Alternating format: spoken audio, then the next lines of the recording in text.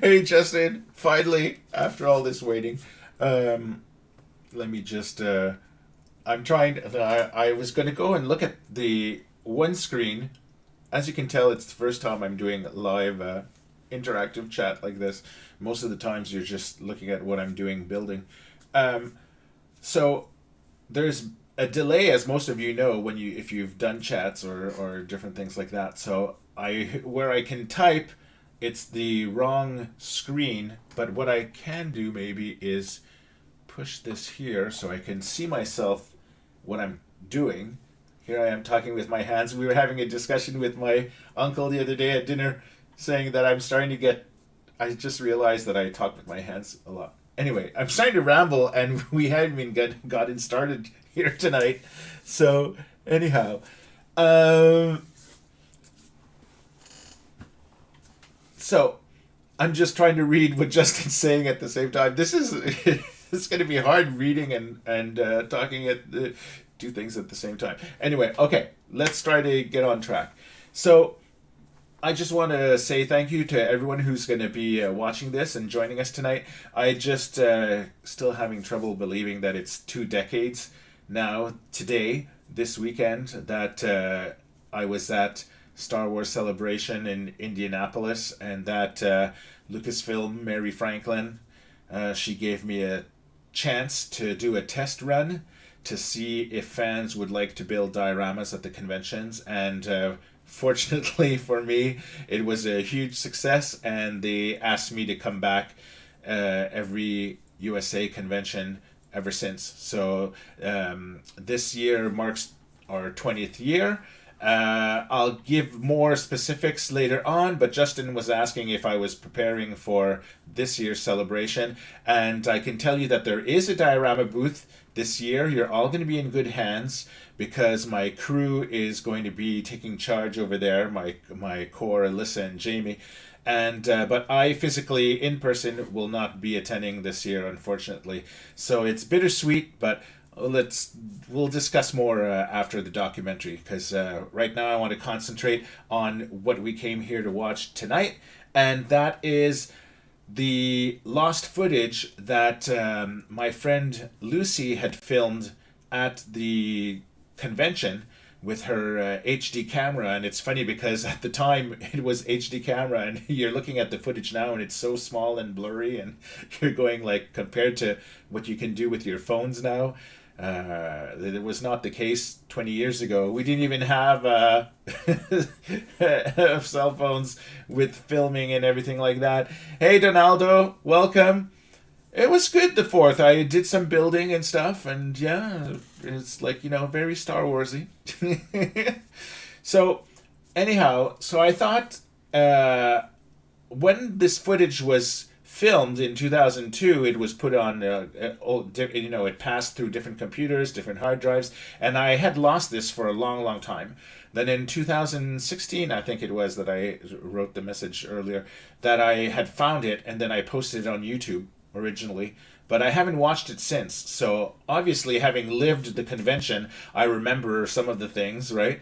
And but I haven't watched the video since I put it on the channel. So it'll be fun to rewatch that again with you guys. And if it's the first time that you're seeing it, well, we'll look at it together. And I don't know. Do you guys want me to just let it play and then we watch it together, or do you, and then so that you could listen to the soundtrack of it, because it's really raw footage. Um, there's no like music and exciting montage. It's really like if you were there with us, like a fly on the wall kind of thing. So I could either do commentary as if something pops into my head, or if you prefer that I wait till the end and then you ask me questions and then I talk about it, going back and forth that way. So I don't know. What do you guys think? Hey, Jay, nice to see you.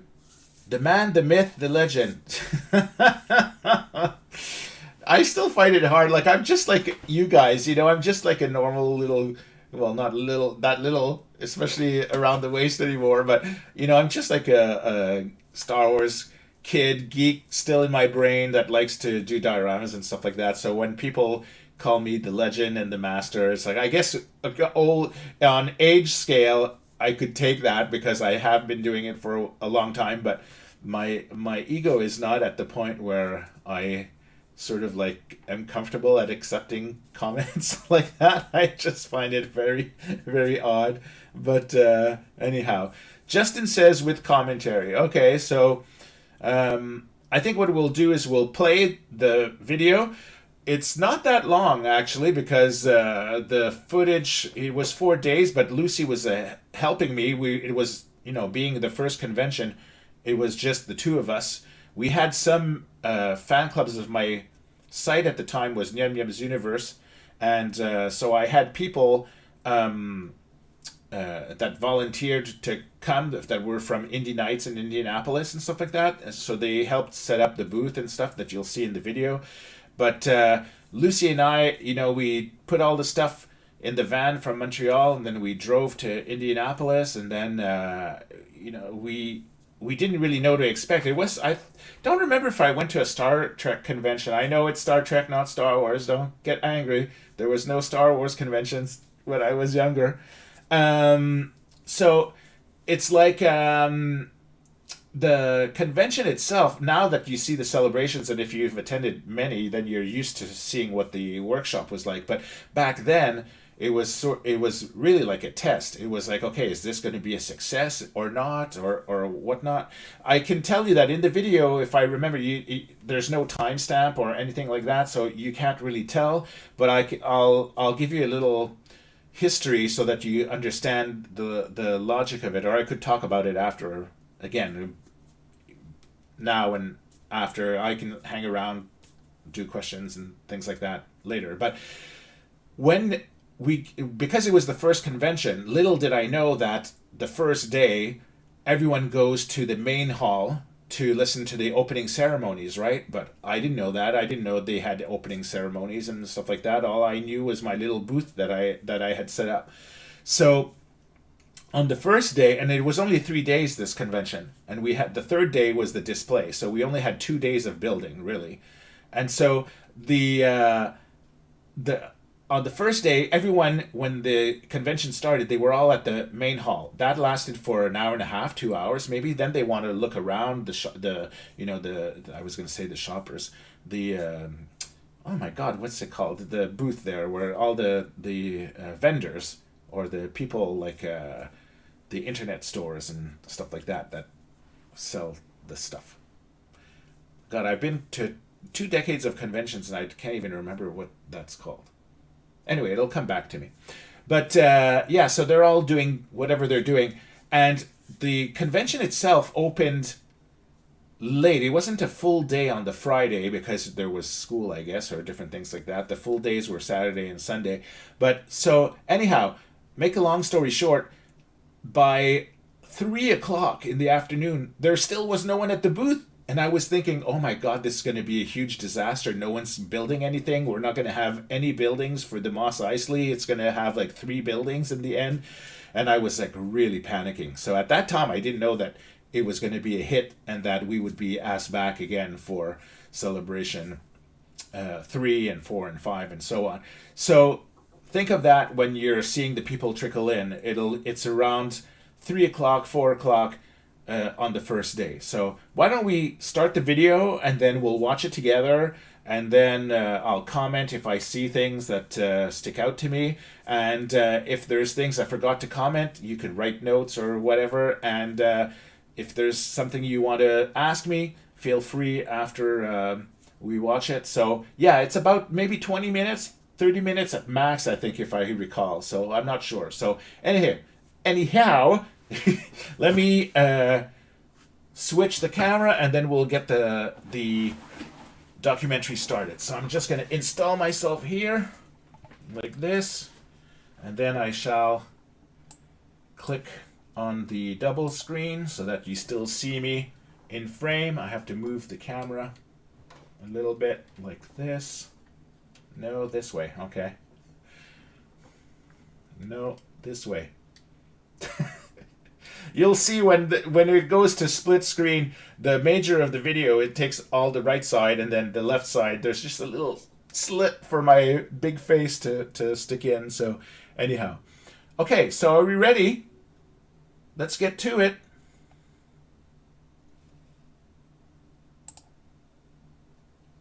Here we go. I was 38 at the time when we did this. Our first sign. So we were, that's my friend Lucy. He's going to bring the tarp, so we're going to be able to put that and paint. I was able to bring my dioramas from the Montreal because we drove there. So all these podiums were to do the displays of the figures. 9 by 12 and 10 by 20. So we just have to figure out now, because there's washrooms there, so like people will be going to wash their hands. We almost clogged the bathroom with all the plaster. Maybe one or two times, but we didn't tell anyone that it was us. Well, they know now. Then people would have to with wet hands and dirty and walk past all of the carpet that has no protection. If we hang it, if we need to put the foam core first so that it doesn't curl, we'd have to do that before they hang it, right? Yes. So we can take that, maybe move it here.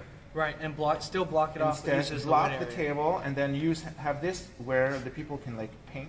Right. Oh, these tables were so bad compared to what we have now. It was like just some plywood, warped plywood. Yeah, because that's their Oh, we had to paint all those things. We had 2 hours to do all that. Did you fly down from England? From Australia. Oh, this girl, yeah, she was from Australia. Can you imagine? Flying all the way from Australia. These are the guys from Indie Nights who helped out a lot. They're a local fan group from Indianapolis. If I remember well, this guy's name is Dan. No. Dan I'll take Ramsey, it, like, I think it here was. And there, and just leave it wrapped there. Okay. 15, We have 15 here, and we need 13 more. Yes. Okay, then you going she said bring you up some clouds too. Yeah, we didn't have all our chairs and tables. It's very stressful when you first arrive and then you're trying to have everything ready, set up. Just go to 13 clouds. 13 tables like this. Yeah.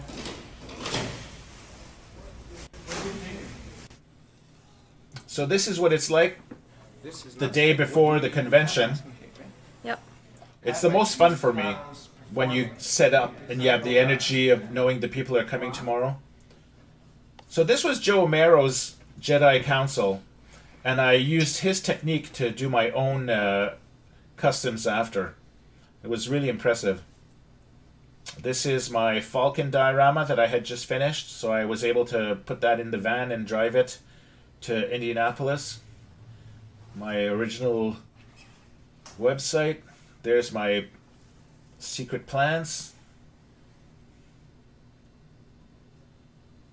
I like that diorama. Here's the Gungan sculpt. So, and then I had brought the mold to show how it was made. That Tantive was the first Tantive I had ever seen in a diorama, and it wasn't me that made it. In the comments you'll be able to see it, but I don't remember offhand who did it. This, I had just finished this. They had just released the action figures for those. Oh, here I am writing in my diary. I'm going to be doing another video where I'll read the diary like a audio book so that we can recall in detail all the different things. So this is the lineup that there was when we arrived the next day. Look at it, went all the way around the convention center. We couldn't believe how many people. If I remember in Star Wars Insider, they said there was 38,000 people who came. So this is around 4 o'clock on the first day. So you can see it was starting to get busy and we started running out of tables. So I was satisfied. At this point, I knew that things were going to go well because people were having fun and they were Well, that's just like a guide doing very well. for the for like at least the size of the doors. Right. But then if you want to make God, it I look higher, so young. there's no problem in that. I still have a tummy. I thought I was thin back then, but I guess not.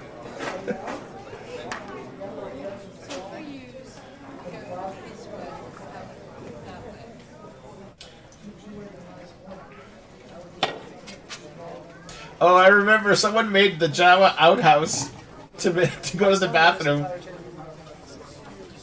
Now that guy that you see in the center there, that big tall guy, that's Jamie Follis, and he's known as Seeloff online. And he came to help me at this convention, and we became such good friends. We clicked right away, and he's the one who's taking over for this year at the celebration. And he was with me for 20 years at every single Star Wars celebration. So this is the technique that I filmed the other day that I'm doing on the YouTube channel. It's basically, we told the people you had two choices: 12 by 12 houses or 12 by 24, and then you could manipulate, you know, this height, all the different things like that, add some details. Someone was sculpting some little cantina chairs using egg containers or something. Oh, we also had a Super Sculpey booth or a table, so people who didn't want to build and get messy with plaster, they could do like little aliens and different things like that. Those on the table, I wanted to put them just so in the suitcase. The thing with Super Sculpey that's fun is that you can use a hair dryer if you don't have an oven, but you can use a hair dryer, and with heat it hardens like rock, so then you can paint it and it doesn't lose the sculpting that you made. Mom birthday. Look at the concentration. A concentration is a smile. It's like if he knows that he knew that Lucy was filming. Oh, this one made me think he looked like Worf from Star Trek Next Generation. Oh, this child scared me. Little Miss Mall. So these are sculpts that people made in one afternoon. This one was cool. Is it in your family or a member of your family? Oh my God, Lucy. He's got little It's like, look at the little kid. That little kid's probably like 30 years old now, or 25 something. Look like Anakin. So this is the cantina that Jamie built. Geez, everything's going so fast. I'm like trying to catch up and talk really quickly. Here we're discussing how to do the docking bay 94. I knew I couldn't do it myself. We had a little blueprint from a magazine, and then they came up with this in about 2 hours, which was really, really cool. Oh, listen to what this lady says. I remember her. Listen. Okay. Okay. Do you do this regularly? Do you do it regularly? Like, do you make dioramas all the time? This is weird.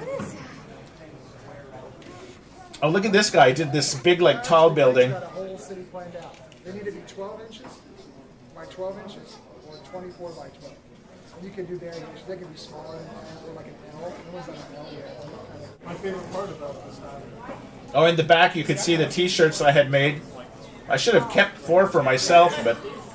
So this was the wet area where people were able to start with plaster bandages. Because the plaster of Paris, to give the texture, doesn't stick to foam core, it'll slide off like ice. You had to put the plaster bandages, like when you break your arm, the doctor puts in a cast. You'd wrap the foam core with the plaster bandages first, and then you'd be able to put the plaster stuck to that.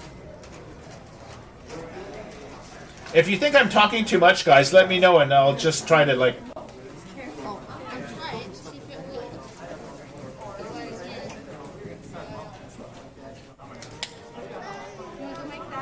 Look how cool this is. Like, just watching it now, just by telling them the basic instructions. Oh, this man was an architect. And look what he did with his kid. Gave me like a slave quarters vibe. Oh, and this is how to water down the paint. Because you don't want to paint it, your Tatooine house, like if it was a wall in your house. You want it to be very wet so that the plaster will absorb it.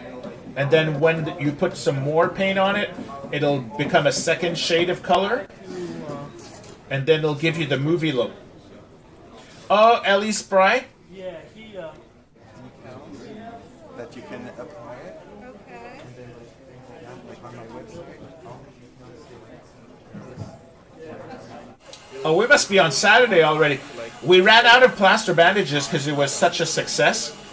And so we had to go and use papier-mâché instead, which wasn't as nice as plaster, but at least fans could still build and have fun, you know, of what the feeling of the whole convention was. He says that's why my plaster fell off. Very good idea. The bandages. Yes, Yeah. the Tuscan Hut's the same principle, Justin. Like a waiver or anything. I don't think Lucy understood that joke, where the guy said he didn't sign a waiver for her to film him. That's what they're doing with the cantina too. Yeah, I know. I saw them. Assembling it as we were building it. Look at me. Maybe after all of the scraps are like cleaned up. I'm still talking with my hands. Look, back then too. I'm like moving my hands all the time. So this is the end of the first day. This is the drawing table. So I knew then that, okay, this is working really well. The next day, people were like coming in the door, out the door, taking photos of the diorama gallery wall.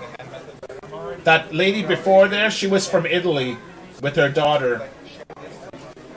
And I think someone stole her house that she wanted to bring home. There's lots of that happened in celebrations. People taking other people's bills. Not cool.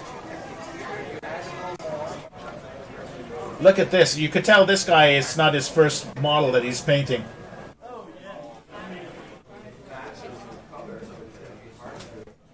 That's my bottle, but we can share that, no problem. Thank you.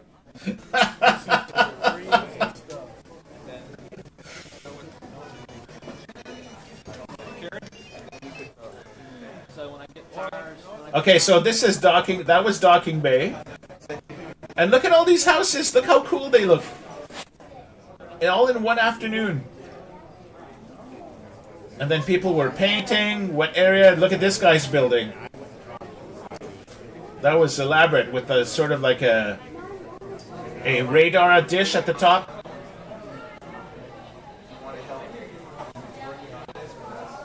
Oh, did we see a Jabba just pass by? Oh, look at that. I like how he did the recessed holes in the ceiling. That was the first building. Oh, here we are placing it. Okay, so we're on Sunday already. This is the Sunday setup. Now the cantina, Jamie worked on that, and as you can see, it was still not ready. We had to put the plaster. We didn't have time to put the plaster bandages and the different things. Some little kid had made that X-Wing out of the scrap foam core. Now that is creativity. That was like really neat. Jeez, the sound is really terrible. Hiccups. There's that architect's building there in the back. So here, since we knew we couldn't plaster it, we were adding like little hooks, and Jamie was going to do a test to see if we could just put the paint in the plaster and then put the plaster directly on the cantina so that we'd have a cantina. That's why you see that big area. There he is, doing the test. I'm gonna do a making of. This is gonna be called the last minute. We had half an hour before the final unveiling. See, while we were putting the houses together like this, that's Chris. He's been coming to all the conventions as well since the very first one. So everyone was trying to help Jamie plaster this cantina. Like, we didn't care if it was wet or not, we just had to have it in the space.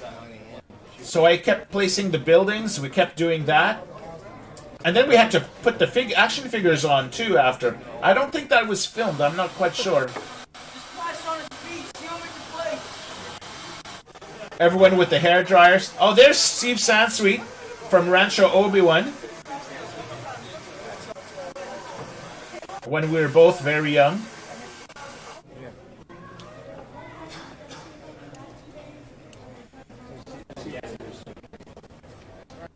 Look how cool that looks.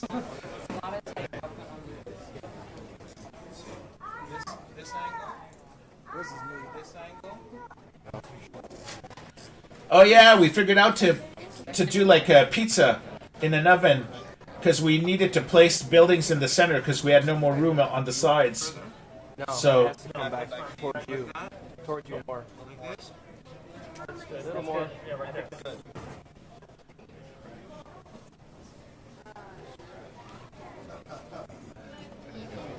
Ta-da! Okay, so we ran out of room on the table, so then we thought, let's take one of the other tables left over that no one was using anymore. We had some extra sawdust, so we sprayed some spray glue so that the sawdust wouldn't fly all over the place. And then we placed every single person's finished things. So now... About 7 minutes to put the figures. Oh my god! That was crazy, 7 minutes! So all the buildings were placed. Now we're just placing the last of the sawdust, like this, for the sand, so that it would look on the base of the buildings there. Joe, you could get your juice. You should get your juice in about an hour. Do you have paint? How are we gonna like identify whose figures are where? Oh, that's the thing. The action figures was me and Jamie who brought the two because we didn't have Hasbro donations or fan donations at that time because it was the first one. So there all the figures are placed now. So Lucy didn't film us placing the figures. But the action figures are, that's Jamie there. The figures were between my collection and his collection to populate. See, those are all our figures I brought from Montreal and that he had from Indianapolis, because Jamie's from Indianapolis, so we only had to drive from his house to the convention center. Look how cool it looks when it's up close and macro like this. There's that sculpture there. So that's the cantina. The walls are still wet. It's a big mess, but what do you guys think? It's so neat. Like, it's still hard to believe that this was done in 1 day. Or 2 days, actually. See, the figures really bring it to life. Without the figures, it's like a Barbie house without dolls, right? Or action figures. So the figures from Hasbro is really what brings any diorama to life. And that's why I find it's always exciting to display your figures like this. Hanging them on the wall is nice and packaged too, but like this is really the way that you should display your action figure collection. Oh, that's like a pod hanger.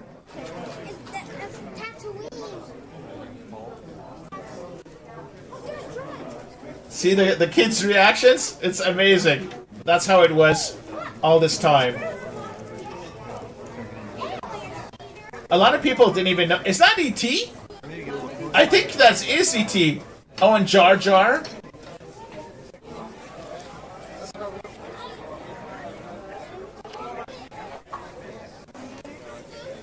There's the docking bay. Docking bay 94.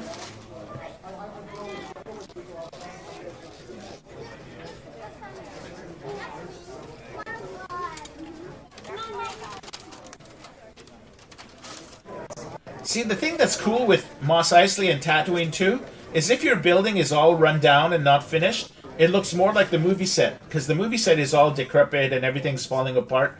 So it's perfect for first-time builders and first-time diorama makers.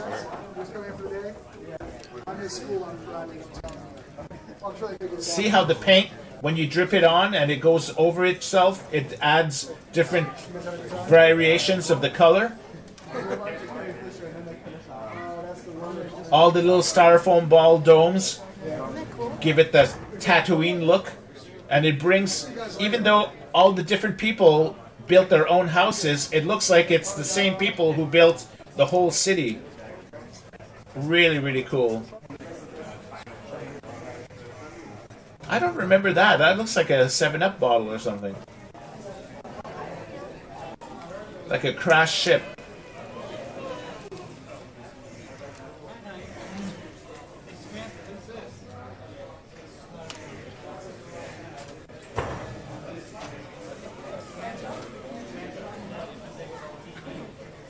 It's really impressive. I have to say, even 20 years later and not having done one before and not making sure. Oh, I love the weathering on that corner. See, it's all like all oily, dirty, grimy. When I was planning it at home, I never thought that it would look this cool. Look at this angle. That's really neat.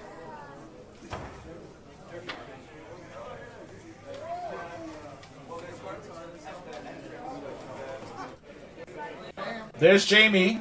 You'll see him in a couple of weeks. This has been like the best party I've ever had anything to do with planning. That's Mary. Mary Franklin from Lucasfilm. That are from fans, made by fans, all about fans. She was our biggest supporter from the beginning. It's because of her that we came back all the time, all the years and different things like that.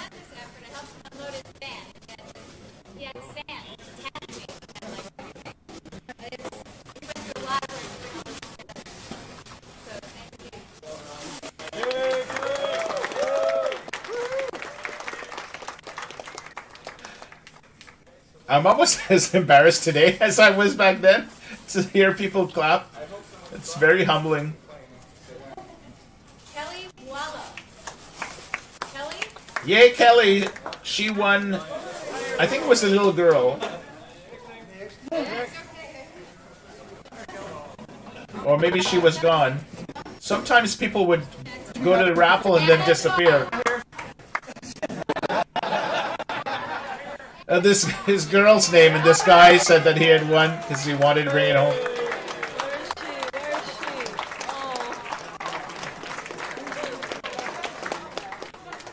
Oh, that was the winner. I have a feeling she doesn't have the docking bay anymore.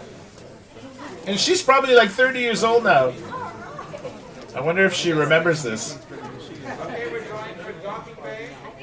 Oh, she had won the cantina. For the docking bay, the winner is Mark Jackson Bowski. Mark.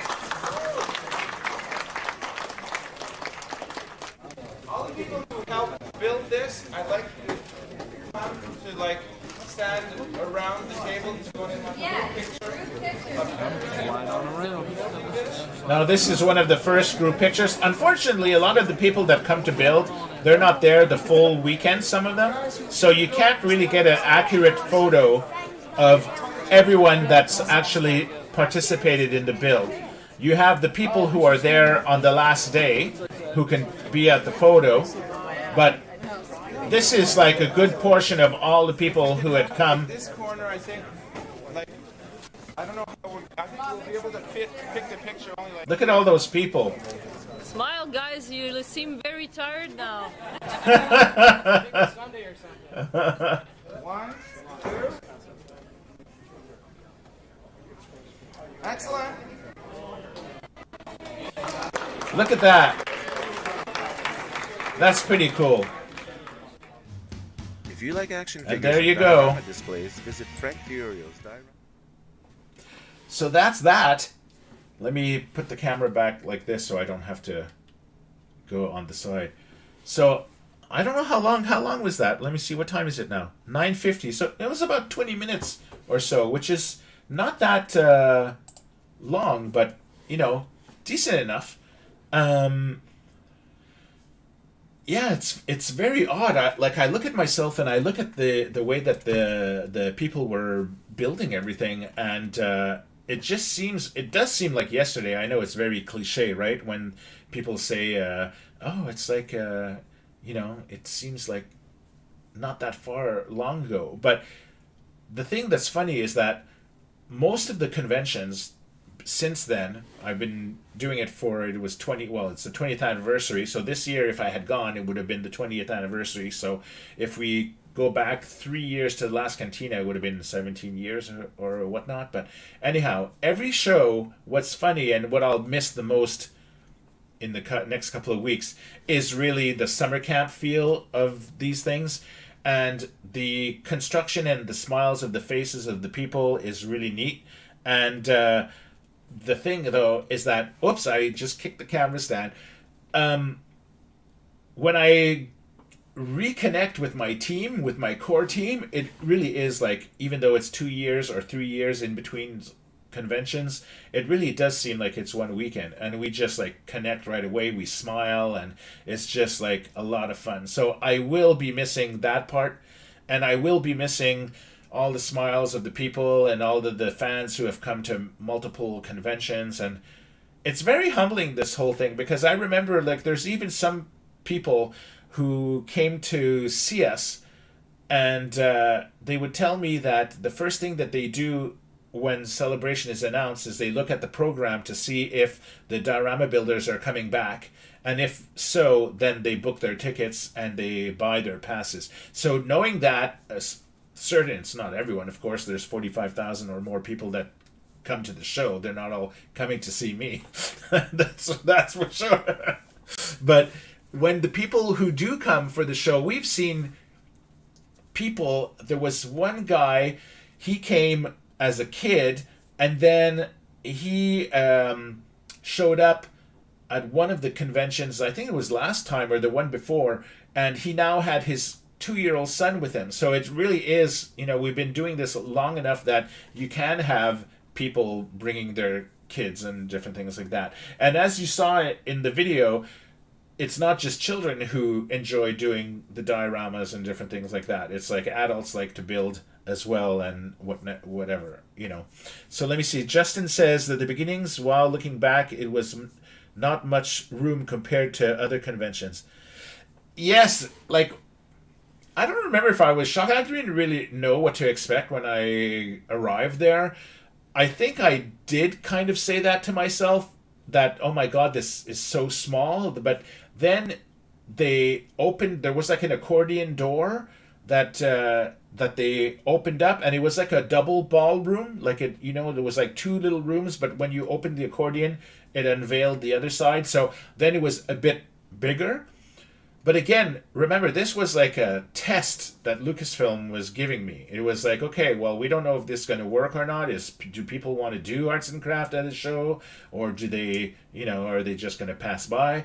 And I wasn't 100% sure about that either. And that's why, because I lived in Montreal at the time, which was maybe like a 20-hour drive to Indianapolis, I knew I didn't have to fly. I could rent a minivan, and then I could take the dioramas that I had built over the past years and shown on my site. No one had ever seen the dioramas except for websites, so it was the first time that people got to see them in person. And I was able to know that I'd be able to do a display, but I didn't want it to be all about me. That's why you saw like Joe. Joe had brought his Jedi Council, and there was the Tantive was someone else who had done it. I forget the name. Anyway, I on the website, on my website in the description, his name is there.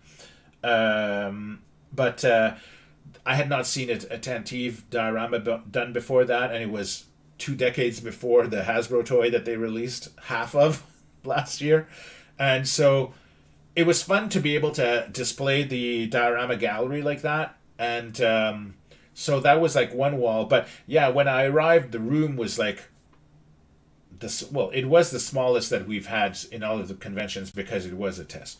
But we were able to get it to work, and like we didn't have that much material as we saw in the video. The first day, it was, I had brought enough what I thought plaster bandages and plaster of Paris for the whole town of Mos Eisley.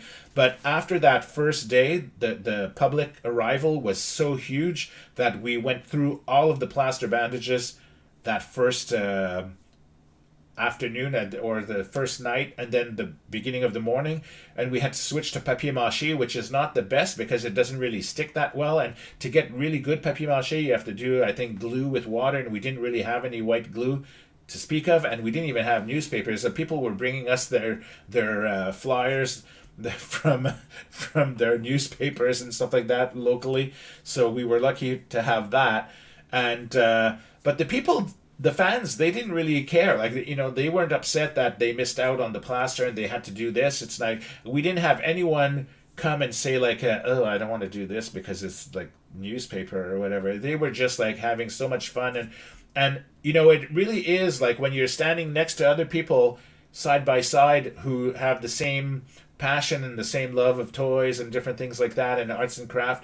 It's like you get to talk to people, like the girl who was painting, she was from Australia, and then you meet people, oh, you're from Germany, you're from the US, you're from Canada, you're from Italy. You know, it's like you don't think that people from all around the world will be coming to a Star Wars convention, you know, and surrounding themselves with other fans like that. Like, that's lots of dedication to go there. But at the time, this was really the first real convention, because they had done the Celebration one, if you guys remember, but it was in an outdoor field or something like that, on a farm or something, and it was raining all weekend and it was mud. It was like a big mess. The people still had fun and it was success. But the Celebration 2 was the first one that was inside and was like really big, organized, like a Star Trek convention. But I think it was Dan Madsen, I think his name. I think it was him who was in charge of the Star Trek and Star Wars fan clubs. I think the two together, or one of them. I'm getting my memory mixed up or something. But I think he's the one who organized the very first one.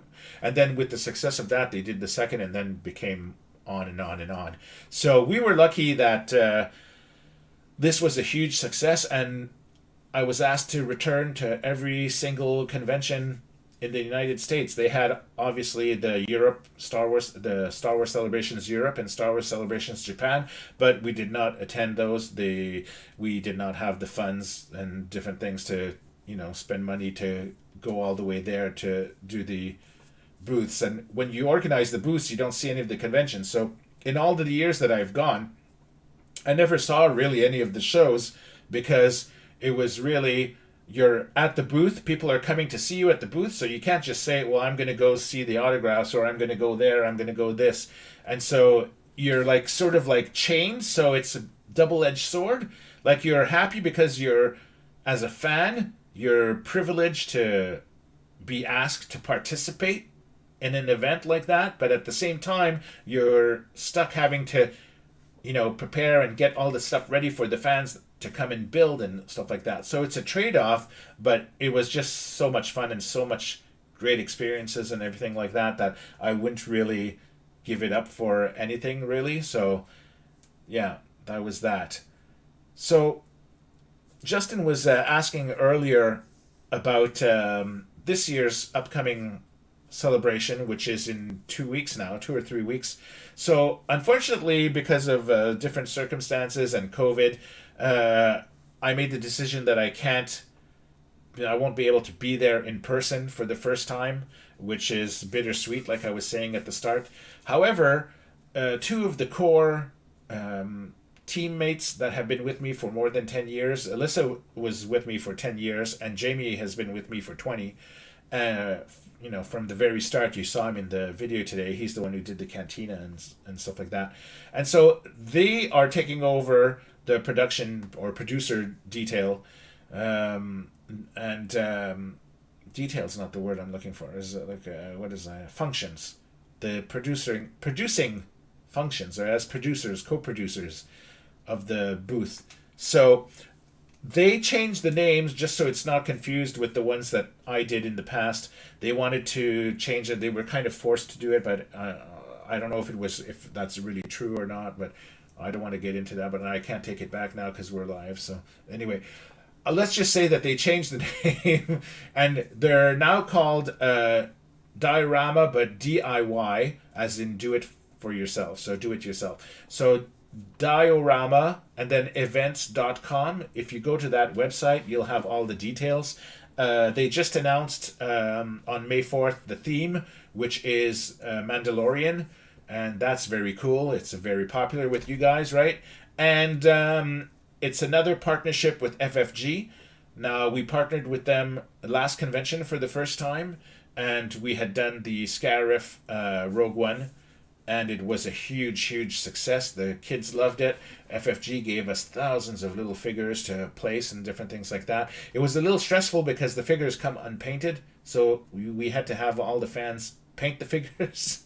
So it's not like having the Hasbro action figures that you can just place in the diorama. It's like you have to paint the figures before you can place them. So that's like an added stress. But they're partnering together again for the booth. And so that's exciting. And so you guys will be able to still go to the convention, find the booth, and build your own diorama section like you've done in the past, and you'll be able to bring it home with you as a souvenir on the Sunday. So that's what's happening for the new convention and things like that. So I'm trying to think if I saw anything that stuck out at me during the video. I also just before this I just finished watching Moon Knight, so I'm that's still in half of my brain because I kind of did not understand the ending. It's like I find at the first I found it very odd the Isaac's casting, and just the fact that he didn't change his look from Star Wars. Like he could have grown a beard or put contacts and make his eyes blue or something. It was very, very odd. Anyhow, Justin says, love the Mando, but it's mostly been on Tatooine, not a lot of other worlds that we've seen a lot of the area. I'll agree with that. I don't want to give too many secrets away of the specifics of what you will be building, because I want to, half of the fun when you're producing one of these booths is the excitement of announcing to the fans what you're doing and stuff like that. So they gave me permission to announce the theme and that they're going to be back and all that, because it's been announced online also. So, but the specific things and stuff, you have to go to their DIY Orama events.com to see more specifics and stuff like that. But Mando, there was like a couple of things. There was the planet with the spiders, that ice planet, and then there was Tatooine, and then there was trying to think of what other things. It is true that it's mostly Tatooine and different things like that, but I'm thinking of the Luke finale, but Luke finale was inside a ship. Maybe they'll have some inside ships too, possibilities. I really don't know. I'm just as excited as you to find out myself. So I'll be watching the feeds on the computer like many people who won't be able to attend and stuff like that. So anyway, do you guys have any other questions? And if not, then I think we'll just wrap this up for now, and we'll see if I wanted to do another video coming up where it would be a reading of the my diary that you saw me writing in the first. I haven't read all the details, like every specific things. I'm sure it'll snap back some memories for me to read that, and I thought maybe I could do like an audio book and have that be part of the celebration things for people who want to get a kick out of knowing more of the behind the scenes of what it was like for these conventions and stuff like that. So Troy says hi. Hi, Troy. Thanks for joining us towards the end, but you'll be able to backtrack and watch the rest of the thing over again or whatever. Justin says, do you glue or tape the buildings together? It doesn't really matter that much because you're going to be covering them with plaster, right? So we at the show, I think because it was the first, we didn't really bring hot glue guns because I didn't see anyone using hot glue guns per se. Oh yes, they were using it, but I think we only had 2 or 3, maybe for ourselves or stuff to place things. But a lot of the people were using masking tape and stuff to just stick the pieces together, because what you want to do for the technique, there's different techniques that you can do for making your Tatooine houses and stuff like that. But what we did to do like this one that you saw in the edited version of the tutorial will be online soon. But if you want to see by fast forwarding all the different steps, because it was 6 hours that it took to make it.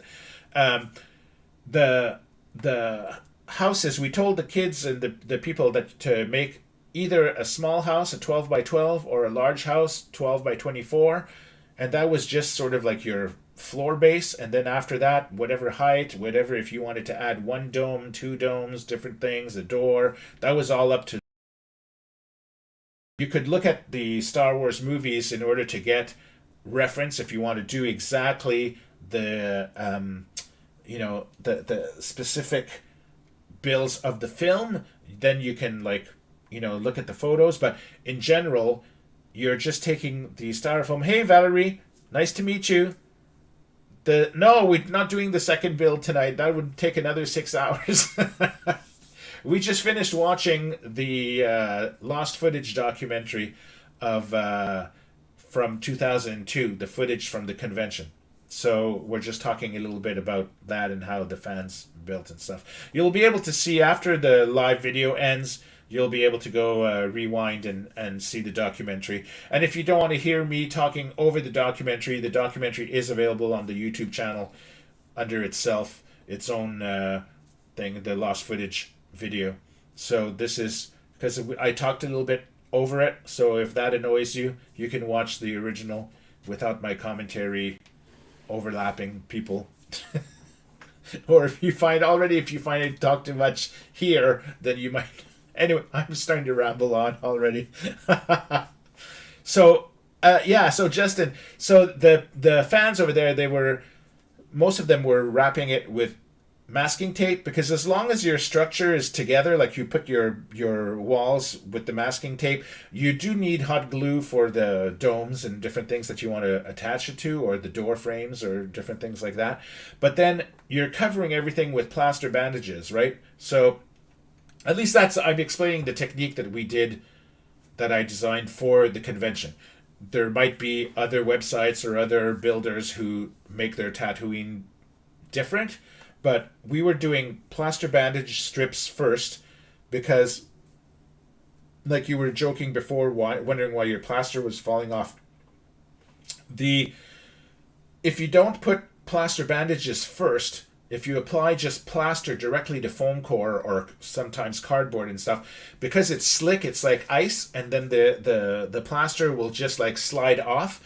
And so by wrapping the plaster bandages around the building like a doctor would for your arm, like a cast, well, then when that dries, when you put the plaster of Paris texture, then to give it that stucco feel of the movies, then that will really stick and bond to the bandages, the plaster of Paris will. And so even if it's on a flat surface wall instead of just the ceiling, it'll attach itself really well. And so then that's why you use the combination of the two like that. But you don't really, if you don't have hot glue, you could still use the tape, and you're not going to see the tape when it's covered in plaster anyway. And once it's painted, everything's going to like look just like on the movie set and stuff like that. So now let me see. Oh, Valerie says, for some reason my whisker dance. Oh, you're the whisker.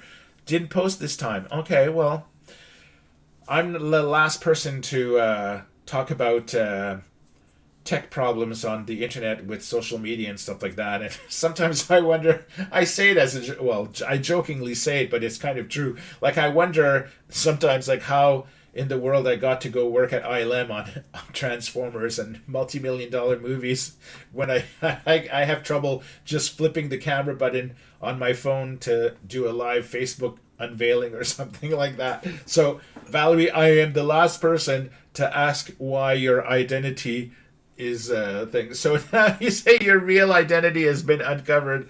Okay, Valérie, we're pretending on n'a rien vu, okay? It's like...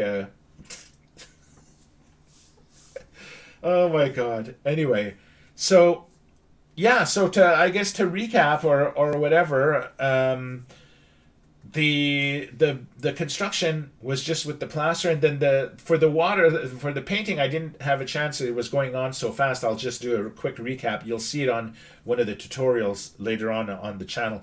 But the water, for my technique, what I had thought of is that instead of brushing the painting the building with your paint, like if you were painting a wall of your house or something like that, what we were doing is that we watered down the latex paint. So we took like this the same brown that you see on in the movie, the brown beigey Tatooine paint color, and then we added about 10 times water to the paint. So it was really more like a soup than paint.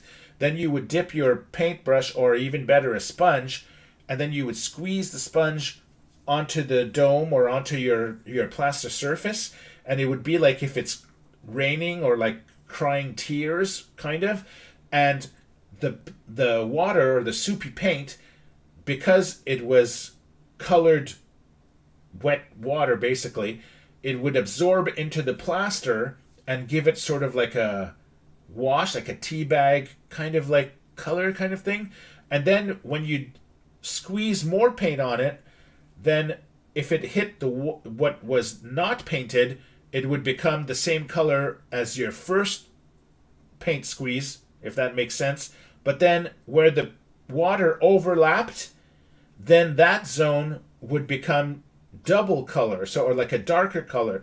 So then the more squeezing that you did of your paint, and then the more overlaps, you would get that weathered sort of look from the movie. And again, this was a perfect test for the first celebration workshop, because it was really a thing for all ages, right? So if you were a kid and you didn't have much experience, or if you were an adult with not much experience, it didn't matter. It wasn't like doing the Death Star where you have to be like precise and you're putting decals, and if your decals are a little off, like it won't look as nice.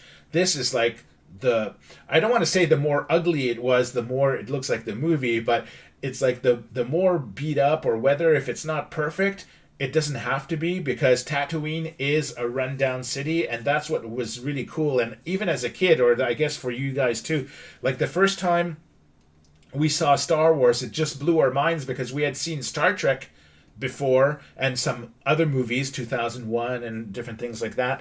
And all those spaceships and everything was always like pristine, all clean and all that. That's why I didn't like the Vespa gang there in Boba Fett. I didn't think it fit inside the Star Wars. A lot of fans were telling me, yes, but like the Queen Amidala's ship is super chromy and nice and new looking and stuff. And I'm going, okay, yes, but she's royalty and it's the prequels. And anyway, but Star Wars was always, like the Falcon, all like oily and run down and all this stuff like that. And the Tatooine buildings, the same kind of things and whatnot. And so that's what sort of like made it exciting for us, And at the time, back in 77, I was 13 when that came out. And you really had, all of the movies before it. You had Planet of the Apes, Logan's Run, then some 1950s, Godzillas and Draculas and all these things like that. But it was really the first movie that was like really... there was Seventh Voyage of Sinbad that I saw. And so those stop-motion, Ray Harryhausen stop-motion movies, those were like mind-blowing. As a kid, I got my parents to buy me a Super 8 movie to make plasticine animations with that. And but Star Wars was really the movie that was game changer in 1977, and basically a lot of it was because it had that lived-in look and all the different things like that. So anyhow, Valerie says, you probably don't remember me from last year when I showed you my diorama of the forest on Endor with the Ewoks. When you say last year, you're talking about 3 years ago, right? Parce que le temps passe vite. And I'm saying it in French because I think you speak French, but I could be wrong. So I don't know if speaking French is rude to the other people who don't understand if I start speaking French or whatnot, but I just wanted to give a wink to Whisker about that. I get shown a lot of things, and my memory, I have trouble remembering what I ate for breakfast, unfortunately, and which kind of scares me sometimes, because I had a rough time, 7-8 years with my mom in Alzheimer's and my aunt with Alzheimer's, and now I'm getting into like a really heavy subject and stuff like that. But it's like, not that I'm saying I'm starting it or whatever, but I know that it's a fear that I hope I don't end up going down that road. I have so many friends and family that are experiencing that now as well. So it's just nothing to really joke about, but truly, like, I sometimes don't even remember what I did in the afternoon. So I oh, she says no French. Okay, well that's good. So I'll stick to English. Now the force. Did you show me photos? You came to show me like photos of the dioramas. It's vaguely sounds familiar, but like there's so many things and so happening and to so many people. So I don't want to say. Send me a private message and it might unlock my brain a little more. So anyway, okay. Well, I think that's it. I'm rambling on now, and I think I want to go and watch the premiere of Strange New Worlds. Yes, it's Star Trek. Don't get mad at me, please. Please, please, please. French away. Been watching a lot of Viva Fry. Of what? Troy, what is he saying? Vla Fry, and he sometimes interviews people on the streets in Quebec. Yes, well, Quebec, you know, I grew up and was born and raised in Montreal, and Montreal is part of Quebec. And if you don't speak French there, you're in a lot of trouble. And my parents, I went to French school, secondaire et élémentaire. So, and even université, je suis allé à l'école à l'université en français. So, yeah, I have no trouble ping-ponging between the two. So, look for my name on Messenger. I sure will. Okay, I'll do that. Okay, well, look, let's say goodnight for now, and I hope you enjoyed watching the video with me, and if you didn't see it live, I hope you enjoyed it watching and catching up later on. And I'm going to see tomorrow. Maybe I haven't had time to do the second part of the large building, so it's either tomorrow or Sunday I'm going to be doing live of that. I might surprise you when you see the announcement on social media, Facebook and Twitter and all that, saying that a new live video is coming up. So I will do it before the end of the weekend. Then I'll spend next week editing and doing the tutorials so that you could see the final products of that. And I still have that Death Star there to finish the decals for the front panels there. I have to film that as well, as like I've been a little bit procrastination last week with all the setting up and getting ready for the 20th anniversary version here and stuff like that. So yes, have a great weekend indeed, Troy and everyone. It is Friday, so it is the weekend. So stay tuned tomorrow. You'll see some last posts on the website, and then I'll be popping in with at least one or two more videos before Sunday, and then we just go back to the normal routine of finishing up the Death Star and different things like that. I can tell you right away, it's going to be a great summer. It's going to be a lot of fun. I have a lot of things planned for you guys, tutorials and free decals and blueprints and all those fun things. And there's Obi-Wan coming up. I know most of you are excited about that. That Inquisitor freaks me out a little bit because I find him like really weird looking. But the series, I'm glad the actors are back. I think it's going to be really good. I'm keeping my fingers crossed. And so let's hope it does it justice. So we'll be talking about that also in the coming weeks. So anyhow, so that's pretty much it. And I can't remember what else to say really. So thanks for joining me. My name's Frank Diorio. You were watching DioramaWorkshop.com. See you.